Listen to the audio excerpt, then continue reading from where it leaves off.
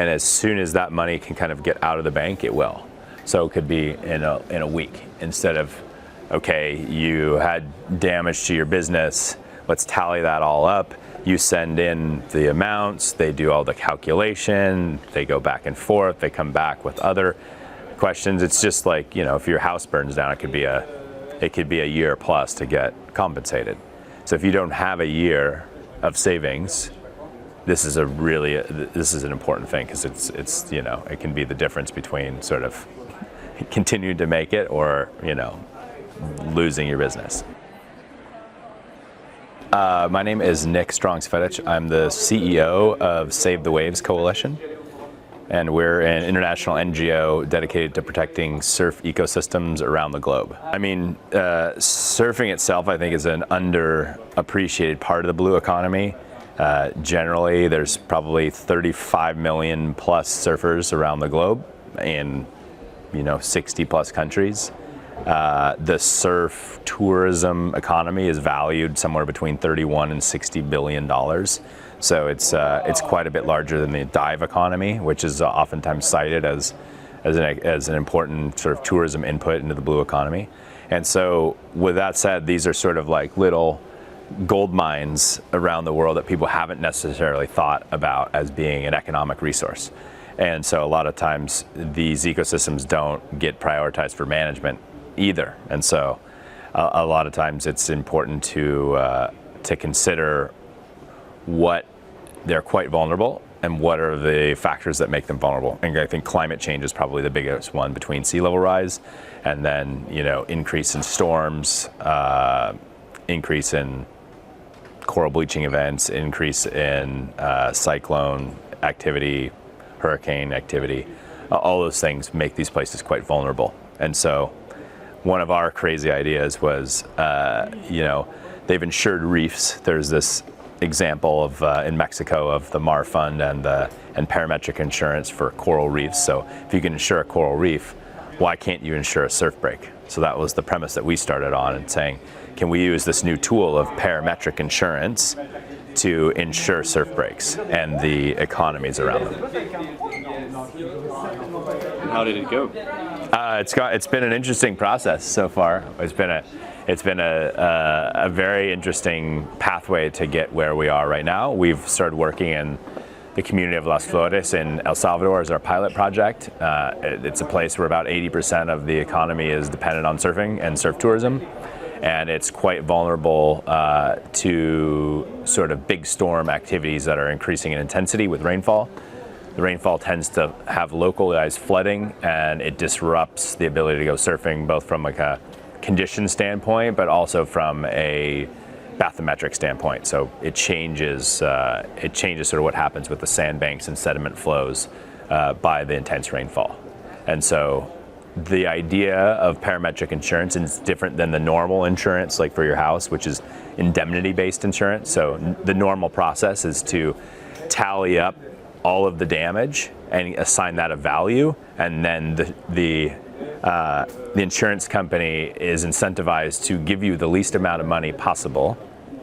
And so it becomes this longer process to actually get money. But if you're a hand-to-mouth dependent fisherman or surf tourism operator, you can't wait for them to tally up the amount that you've lost. And it's also difficult to put that together in less formalized economies.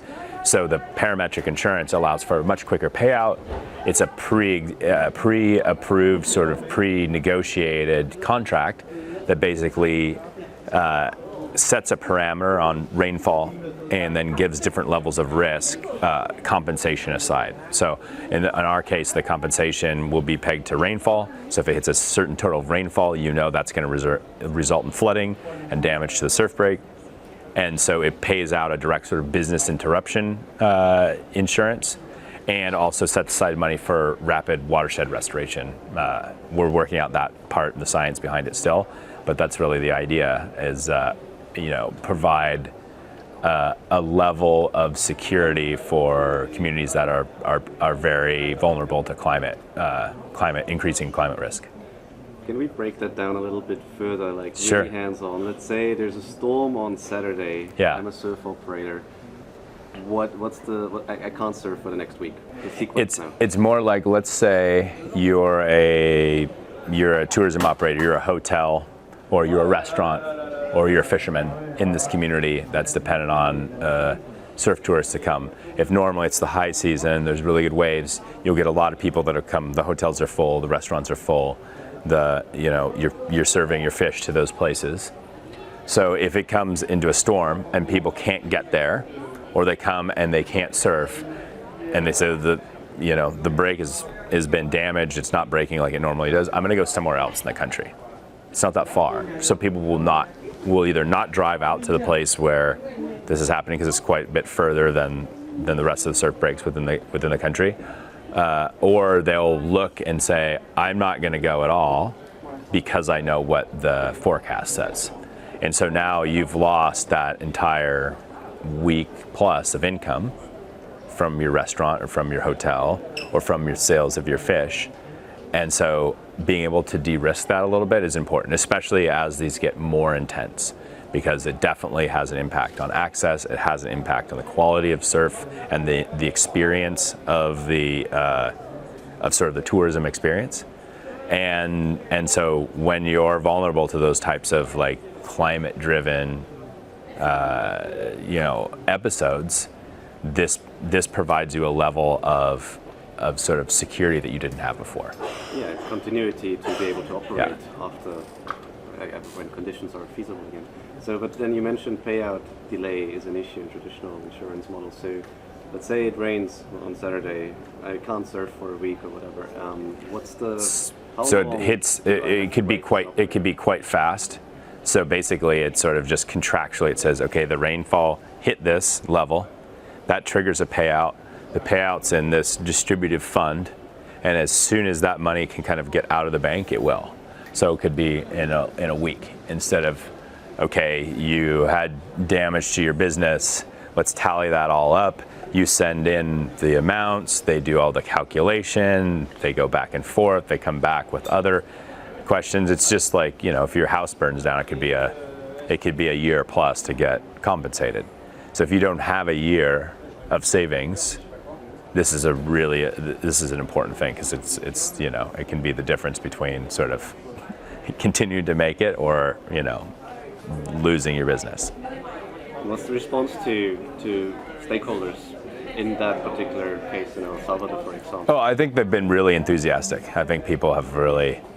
I think it's hit a niche that's really interesting, and people haven't thought about it before. They've just been used to sort of being very vulnerable to just things happening, and the idea that this is part of a growing sector, this tourism sector around surf tourism is growing significantly.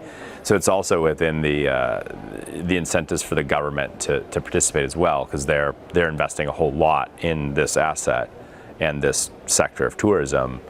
So making sure that, like other sectors of tourism, you're going to have a level of insurance for the asset that you're investing in. Where do you see parametric insurance examples like this go in 5 years, 10 years time? Do you think it's scaling? Yeah, I think there's sometimes it can be difficult based on the conditions on the ground in a certain place, but I think the potential for it to scale is quite high, because it sort of takes it from, we're setting it up through sort of a philanthropic lens, but once it's up and running, it's a finance product, so it can scale. And as more institutions get interested in this type of approach, I think there will be more resources available to be able to see it scale. And this is just one pilot location. There's lots of different places in our network that are quite interested in doing this. There's, I think it may even be easier in a developed world context. And so we're looking at the next sort of set of locations to scale this to. But it has gotten a lot of interest from like the larger sort of surfing and tourism community. I'll give you an example of what I've been thinking of. In the past, we've worked quite a lot in the Gold Coast, Australia, which is one of the epicenters of surfing in Australia and the world. I would say it has a long stretch of of sort of point breaks and beaches that are occupied by a lot of people, and we have the numbers on some of the background of like what surfing brings to the economy. Just this year, they had a very large tropical cyclone or tropical storm. I can't remember what it was actually rated as. Very intense wave action, very intense wind, huge erosion problem. So they lost meters and meters and meters of sand and sediment, which create the breaking wave there. So much so that they have, the highest level of competition is a place called Snapper Rocks there. So it's one of 10 stops on the highest level, the world tour of the World Surf League. And they had to move the location out from there because of this damage from the storm. So it's a climate-related risk that resulted in a massive financial loss. So by moving that, all of the businesses in the area lost out on the competition. All the advertising that went into it lost out on the competition. And so that type of episode, I think, is really, it has a lot of money attached to it. And so it comes from it takes it out of this like theoretical kind of idea into like, this is a real risk, this is a real thing that happened, and now we understand like, what does it mean to lose that much revenue for, a town that's been, planning for this for like over a year. They have a pretty good working group within the council for the municipality and a whole surf management plan. And so grouping up the stakeholders, the businesses, and creating a trust like we have already, I think is a relatively simple thing to do. It would be administered by the municipality, and they would be the policyholder. And then again, the risk that arises from this, that's borne out by the different elements of the economy, would be, it would add a degree of, I think, innovation and security again for that, for that particular community. Okay. Anything else you'd like to add? No, I think it's, it's like parametric insurance isn't going to be the magic bullet that saves every single place, but I think it's a really good solution as part of a portfolio of kind of innovative financial ideas and creativity, and for coastal economies, which is kind of what we're all about. Okay, nice. Do you have any questions? No. Then last bit, message to governments and message to youth. I think the message to governments is we can be a lot more creative, probably, and so look at the different elements that make up a community and the different elements that make up an economy, so that things aren't overlooked, because there's a lot more out there in terms of solutions than we think. And surfing is one of those places where it tends to be overlooked. And every time we have these reports called Surfonomics studies. We just did one for my hometown of Santa Cruz, California. And again, we had 620,000 unique surf visits over the year of people coming from outside of the town. And then the economic kind of impact was around $160 million annually into the local economy, which is pretty significant. And so those numbers were eye-opening for like the Parks and Recreation Commission and the elements of local government that deal with tourism and recreation. It's like they never had this on their radar as an asset on their books, so they never managed it effectively. So now they know that a huge portion of their tourism economy is just out there based on something they got for free. It becomes really an interesting way of sort of adding assets to your books and adding resources for managing those places, or de-risking climate, which is a bigger threat to those assets. So that's what I would say, is that the government is more, you have more than you think, and that being creative will create new solutions for your community. And then I think the youth is, this is a way that people can connect to the ocean. And I think the idea that the ocean is just sort of this thing that's out there, fishing happens in it, shipping happens in it, it's all sort of theoretical and not experiential. And so I think things like surfing are ways that people connect to the ocean.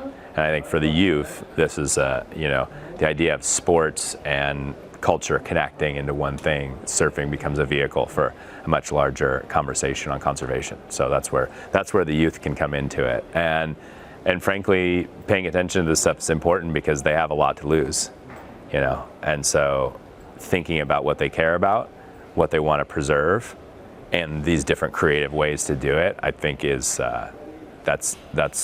it's really important for the youth that I think are going to bear the brunt of climate change, and they're bearing the brunt of climate anxiety as well. So if we have these solutions that I think can bring a little bit of hope, that's a good thing for the youth to be involved in.